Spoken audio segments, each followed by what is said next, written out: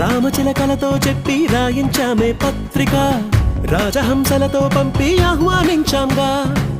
కుదురుగా నిమిషం కూడా నిలబడలేమే బొత్తిగా ఏమాత్రం ఏ చోట రాజీ పడలేక చుట్టాలందరికీ ఆనందంతో కళ్ళు చెమర్చేలా గిట్టని వాళ్ళైనా ఆశ్చర్యంతో కన్నులు వచ్చేలా కలల్లోనైనా కన్నామా కథలైనా విన్నామా ఈ వైభోగం అపురూపం అనుకుంటానమ్మా